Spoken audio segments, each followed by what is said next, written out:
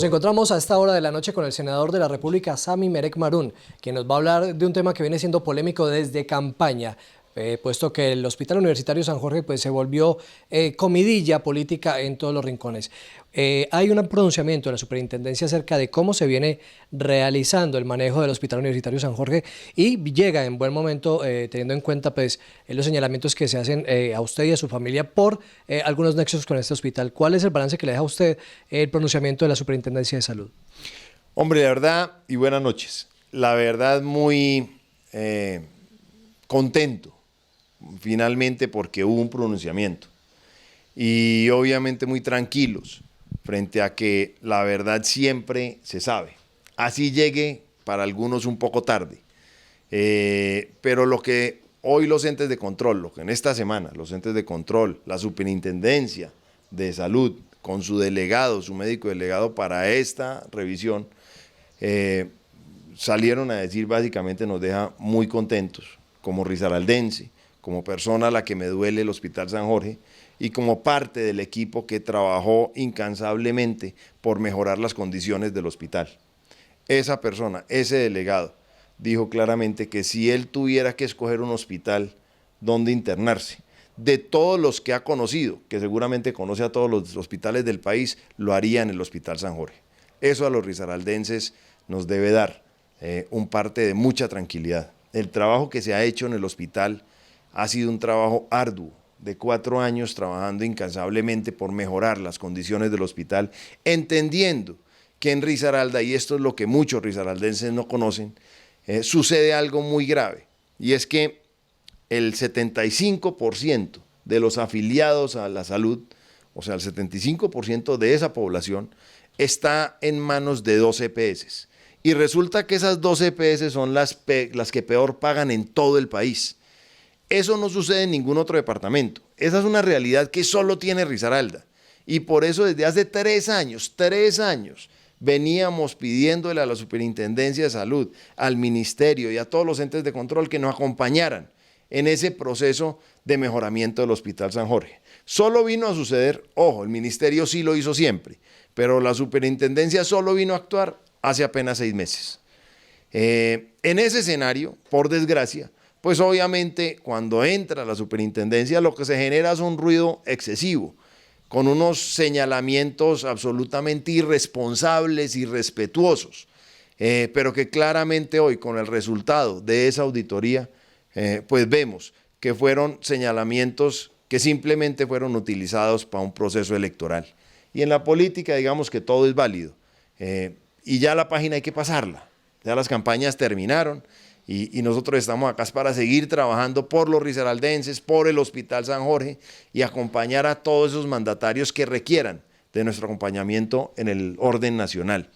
Pero claramente tenemos una tranquilidad muy grande porque hoy se evidenció esta semana que la gran mayoría de esos señalamientos eran señalamientos que se utilizaron para hacer campaña política, pero la gran preocupación que sí nos queda es qué va a suceder.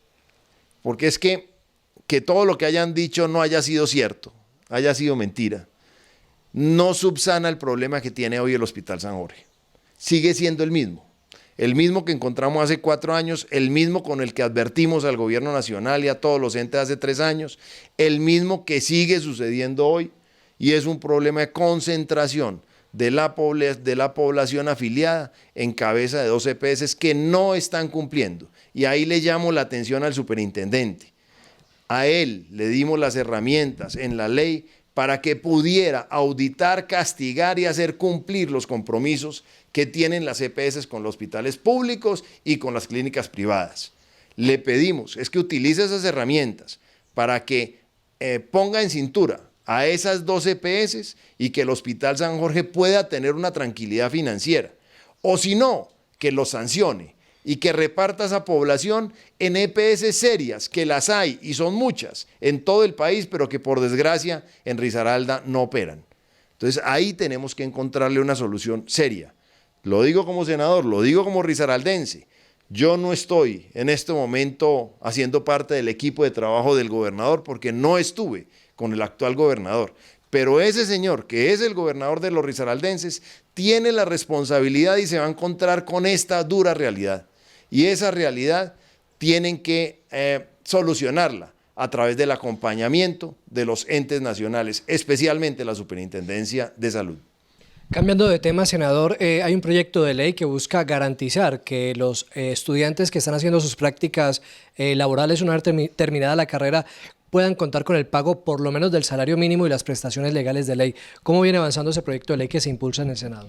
Muy bien, vamos a arrancar ahora en la próxima legislatura con ese proyecto de ley. Va dirigido básicamente a aquellos estudiantes que van a hacer la pasantía o que están haciendo la pasantía o la práctica, para que cuando hagan la práctica se les reconozcan dos cosas que hoy no se les reconocen.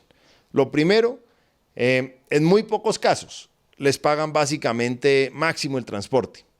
Entonces ahí lo que vamos a obligar es a que tanto los privados como los públicos tengan que reconocerle por lo menos un salario mínimo a esos practicantes. Acordémonos que esos muchachos están estudiando en universidades donde han tenido que hacer un esfuerzo económico ellos y sus padres para poder sacar una carrera adelante, donde han tenido que esforzarse de manera personal para cumplir con los requerimientos académicos para poder sacar su carrera. Se merecen un salario mínimo por lo menos.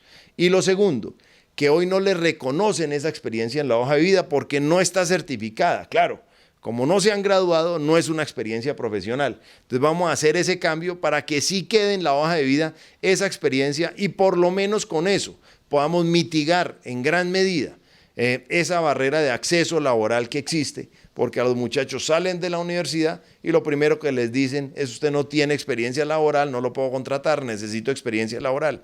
Con este proyecto de ley lograríamos que ese espacio de tiempo donde hacen la práctica quede certificado como una experiencia laboral.